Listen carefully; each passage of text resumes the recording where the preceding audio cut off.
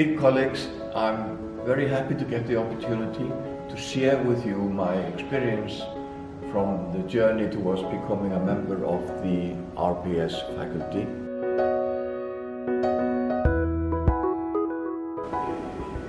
It was a long journey, so that's why I want to change the title of my presentation from this to The Long and Winding Road, because that's what it was. In the beginning, I had to ask myself two major questions. Firstly, why should I submit my portfolio to the RPS? And secondly, why on earth should I submit my portfolio? I decided to take this challenge for many reasons and to stick to the subject of experience. I realized soon that I needed some support on this journey, and I want to mention 3 points. Firstly, I had the support of the RPS.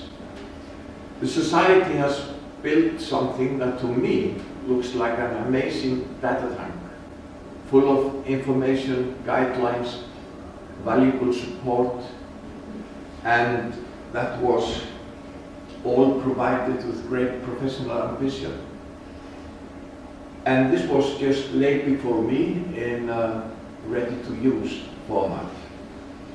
Secondly, I was in the company of some great colleagues in Iceland. This first wave group was amazing, and I will always be grateful for the mutual support and encouragement. And thirdly, I had my professional career spanning over more than 40 years. Now, it's all about creating a portfolio. For that purpose, there were web seminars that were provided with great care and skills. There were computerized forms to fill in, and I didn't have to understand everything.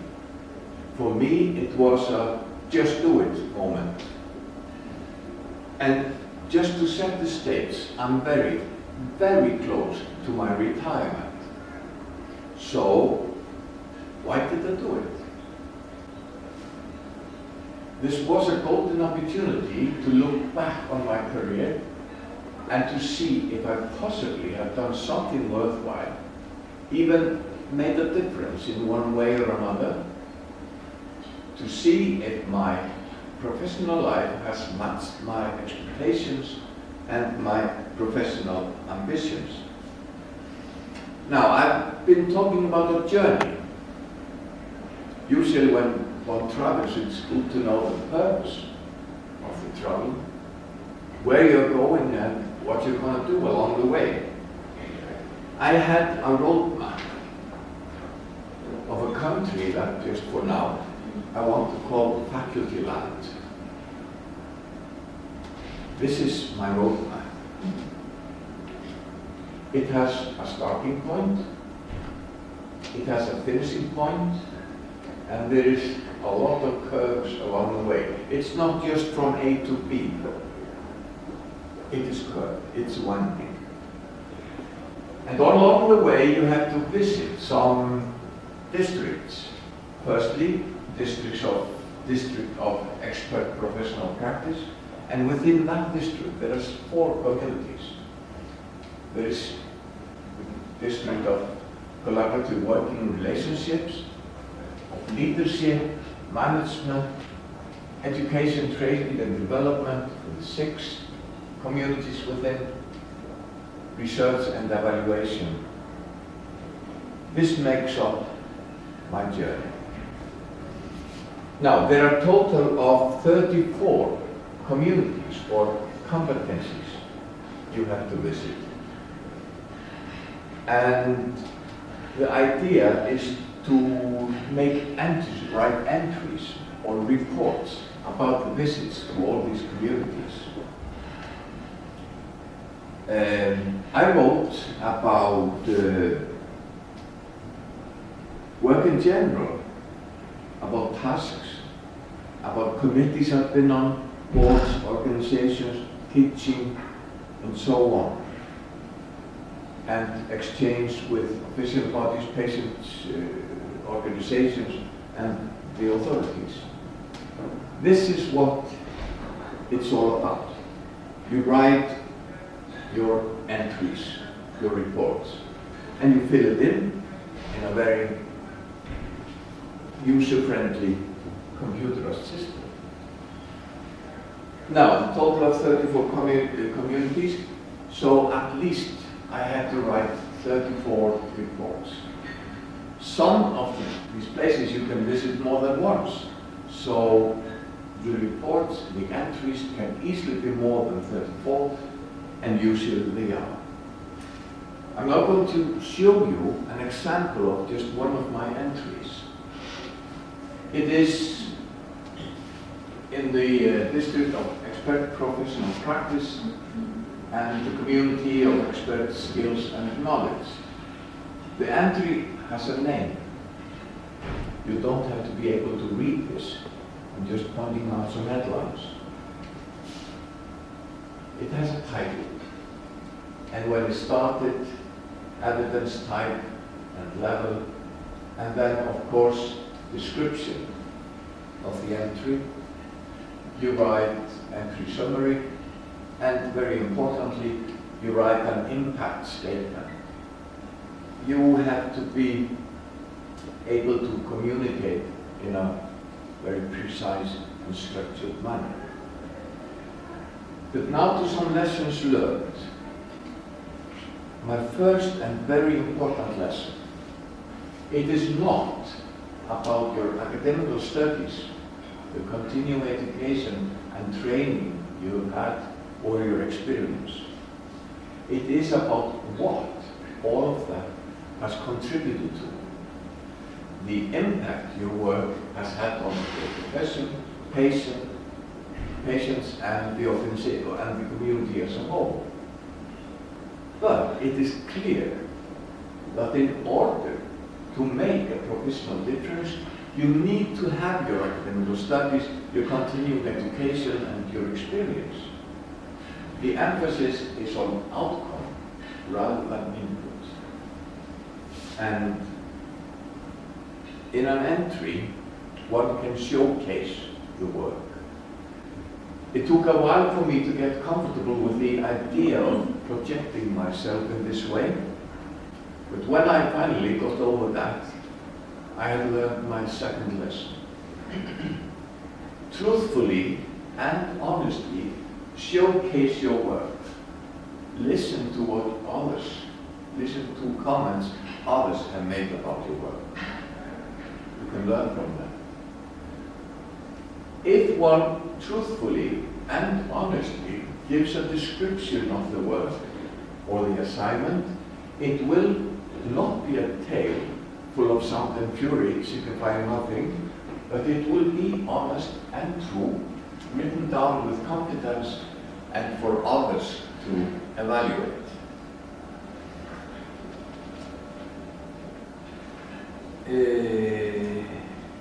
Now there's a handbook, a guide you have for filling in your portfolio. You can follow the handbook in detail, try not to follow it at all, or have a mixture of both.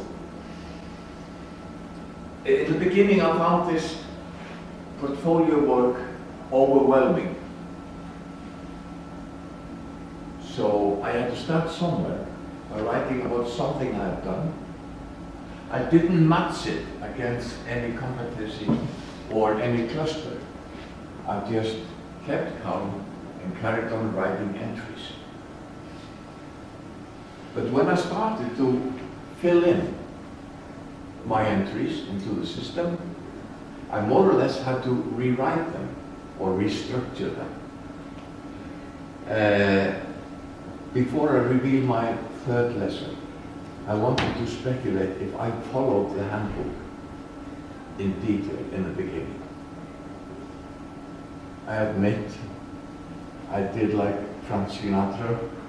I did it my way. So my third lesson is this: follow the bloody manual. It's simple, it's better and easy.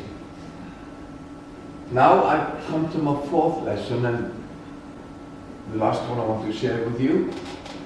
And maybe it's the most important one.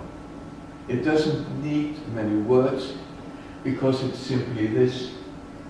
This can be done. It is rewarding, tap on the shoulder.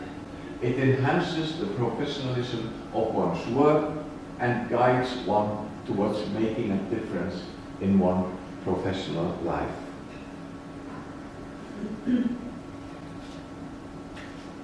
And some good advice, just to mention the obvious.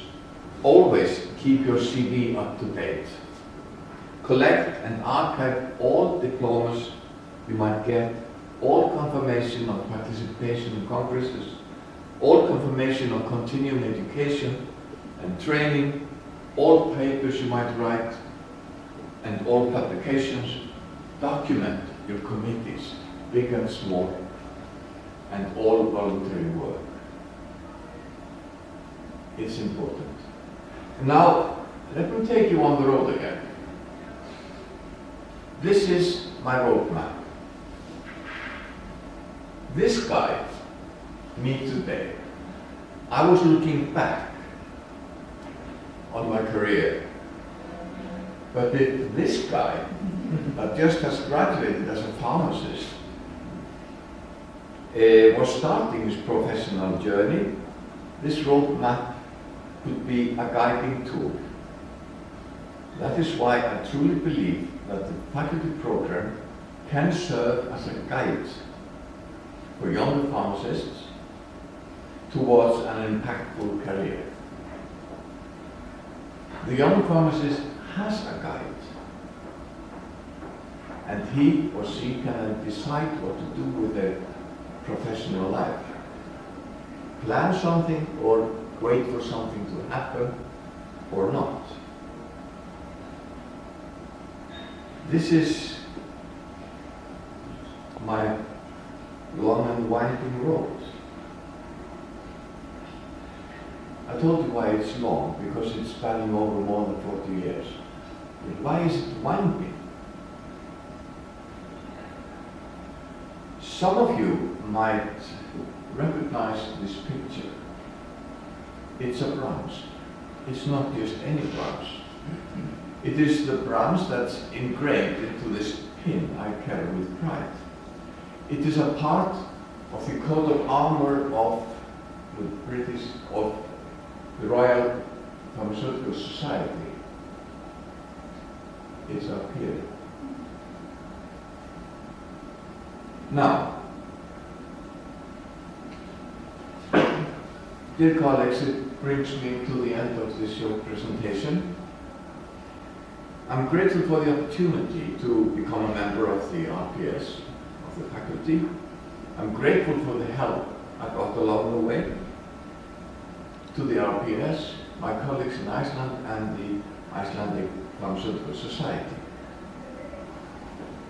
Now, there were 5 of us that got our pin at a ceremony at the FIP 2018 Congress in Glasgow. This ceremony cannot easily be described, but it was great and memorable. Probably it's the closest we will ever get to receiving an Oscar or the Nobel Prize. It wasn't the Nobel Prize ceremony, but it was a Nobel pin ceremony. And I, to close, want to encourage you all to take this journey. It has a purpose, and it can even be fun along the way, and it is truly rewarding. Thank you all for